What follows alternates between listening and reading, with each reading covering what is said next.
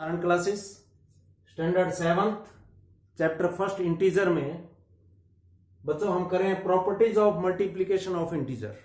इससे पहले हमने ऐड और सब्ट्रैक्शन की प्रॉपर्टीज की थी। आज हम करेंगे मल्टीप्लिकेशन और डिवीजन की properties. Properties closure property,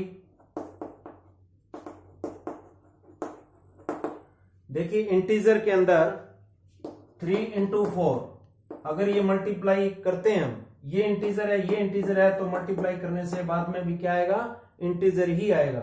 -2 into 6 है, ये इंटीजर है और ये इंटीजर है 6 जो है, और इसके बाद -12 ये भी क्या आया, इंटीजर। तो ये चाहे प्लस में हो चाहे माइनस में हो, ये है क्लोजर प्रॉपर्टी के अगर ये नंबर ये इंटीजर लिया ये इंटीजर लिया, दोनों मल्टीप्लाई किया, तो जो मल्टीप्लाई करने के बाद जो प्रोडक्ट आएगा वो भी क्या होगा, इंटीजर होगा। नेक्स्ट है कॉम्पिटेटिव प्रॉपर्टी। सेकंड प्रॉपर्टी हमारी कॉम्पिटेटिव प्रॉपर्टी। कॉम्पिटेटिव प्रॉपर्टी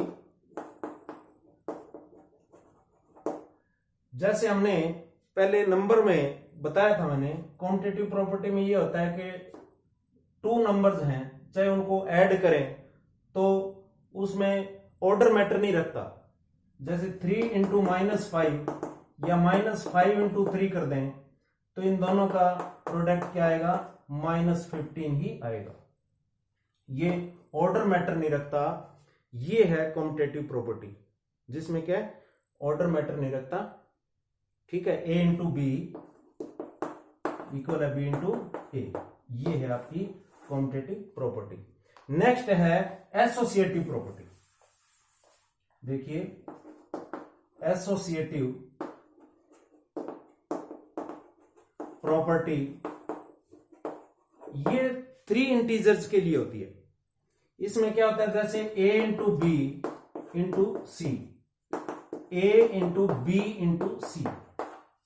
अब कोई भी इंटीजर इस तरह से हो, 2 into 5 -3 मल्टीप्लाई -3, या हम ये कहें कि ये A क्या 2 है, 2 into B क्या 5 है इंटू -3। इस ऑर्डर में अगर हम करते हैं तो इसका आंसर क्या आएगा, 10 into -3 2 into -15, इन दोनों का प्रोडक्ट।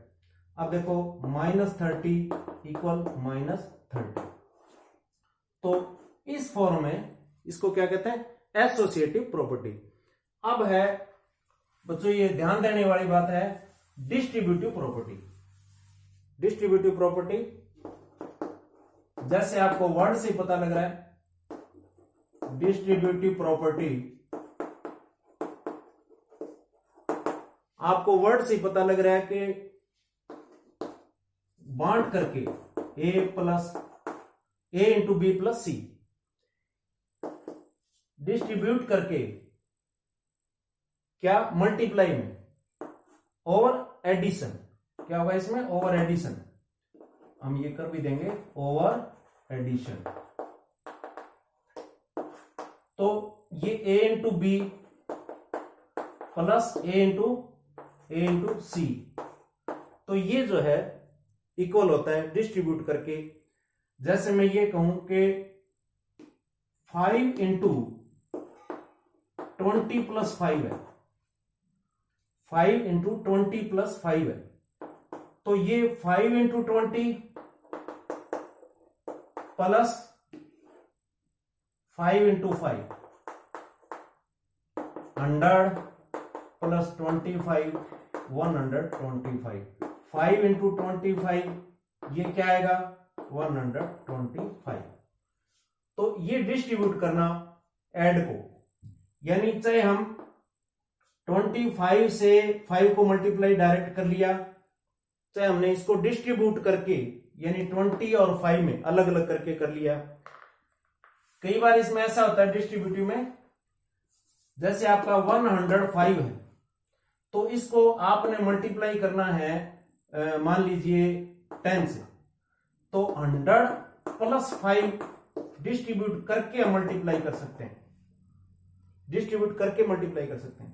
मान लो हमारे पास 99 है, तो 100 माइनस 1 करके हम इसको मान लो 3 से मल्टीप्लाई करना है, तो इस तरह भी डिस्ट्रीब्यूट करके हम मल्टीप्लाई कर सकते हैं, यानी कि माइनस में भी कर सकते हैं। अब ये देखिए, ये था डिस्ट्रीब्यूटिव। इसके बाद है multiplicative property of 1। Multiplicative property of 1। Multiplicative property of 1 यानी किसी भी इंटीजर को 1 से अगर करेंगे मल्टीप्लाई, तो वो इंटीजर ही उसका आंसर होगा। -7 इंटू 1 करें तो ये -7 होगा। अगर 12 इंटू 1 किया तो 12 होगा। तो इसको प्रॉपर्टी ऑफ 1 कहते हैं। इसके बाद है मल्टीप्लीकेशन प्रॉपर्टी -1 के। यहां अगर हम इसको -1 ले लें तो इसी में ही क्या होगा, अगर -1 लेंगे तो ये माइनस होगा, -1 से करेंगे तो, यानी जैसे 12 -1 किया तो -12 आएगा। ये है प्रॉपर्टी ऑफ -1। इसके बाद है प्रॉपर्टी ऑफ 0। देखिए यहां प्रॉपर्टी ऑफ 0 ले लें, किसी भी इंटीजर को 0 से मल्टीप्लाई करें, a इंटू 0 तो क्या आएगा 0, या हम ये कहेंगे 0 इंटू ए तो भी 0। तो हम मान लो यहां 15 लिया इंटू 0 तो 0 आएगा। अगर माइनस में कोई नंबर है तो कोई मैटर नहीं, ये भी 0 आएगा। अब है आपका डिवीजन प्रॉपर्टी। डिवीजन इंटीजर जो है वो डिवीजन में, डिवीजन ऑफ इंटीजर, इसकी प्रॉपर्टी हम करेंगे। देखो कोई भी नंबर मेरे पास है 25 डिवाइड 5 तो क्या होगा 5। अब इसमें जो क्लोजर प्रॉपर्टी है उसमें हर बार ऐसा नहीं होता है, ये इंटीजर है,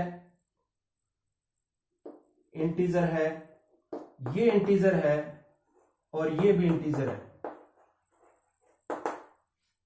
लेकिन 3 डिवाइड 5 ये इंटीजर होगा क्या, तो हम कहेंगे नहीं होगा। तो ये हमारी थी क्लोजर प्रॉपर्टी, डिवीजन में क्लोजर प्रॉपर्टी। तो ये फर्स्ट प्रॉपर्टी थी क्लोजर प्रॉपर्टी। तो ये क्लोजर प्रॉपर्टी क्या है, डिवीजन में लागू नहीं होती। इसके बाद है आपका कॉम्पिटेटिव प्रॉपर्टी, वो भी देख लेते हैं। Competitive property, competitive property of division. तो कॉम्पिटेटिव प्रॉपर्टी में ये था कि जैसे a divide b, b divide a, multiply में तो ये था कि ये ऑर्डर मैटर नहीं रखता, इक्वल होता है, लेकिन क्या ये इक्वल होता है, नहीं होता। जैसे 5 इंटू 5 डिवाइड बाई ये 15 डिवाइड बाई 5 कह दें, ये डिवाइड हो रहा है, क्या ये इक्वल होता है 5 डिवाइड बाई 15? क्या ये इस ऑर्डर में हो सकता है इक्वल दोनों में? नहीं होता। तो इसमें कॉम्पिटेटिव प्रॉपर्टी भी यूज नहीं होती। अब है एसोसिएटिव प्रॉपर्टी। थर्ड है एसोसिएटिव प्रॉपर्टी। एसोसिएटिव प्रॉपर्टी बच्चों, एसोसिएटिव प्रॉपर्टी भी यूज नहीं होती। कैसे, a divide b divide c, फिर हम कहें a divide b divide c, तो इसमें ये इक्वल नहीं होती है। कोई भी एग्जांपल ले लें, 16 डिवाइड 4 माइनस 2। अब हम ये कहें कि यहां 16 डिवाइड 4 माइनस डिवाइड -2। अब ये देखते हैं क्या इक्वल है, यही देख लें, ये 4 आ गया डिवाइड -2, और ये इक्वल तो नहीं होगा। देखते हैं ये क्या आया, -2। अब ये तो आया 2 माइनस का, और ये क्या आया आपका 8 माइनस का, तो इक्वल नहीं है ना। तो नंबर वही है, 3 इंटीजर वही है, लेकिन ये इक्वल नहीं होता। इसके बाद है बच्चों डिवीजन में ही नेक्स्ट प्रॉपर्टी हमारी प्रॉपर्टी ऑफ 1। Property of 1। किसी भी नंबर को अगर 1 से डिवाइड करें, 16 डिवाइड बाई 1 तो 16 ही आएगा, तो इसको कहते हैं प्रॉपर्टी ऑफ 1। यानी a डिवाइड 1 इक्वल टू क्या आएगा, a, ये इंटीजर आएगा।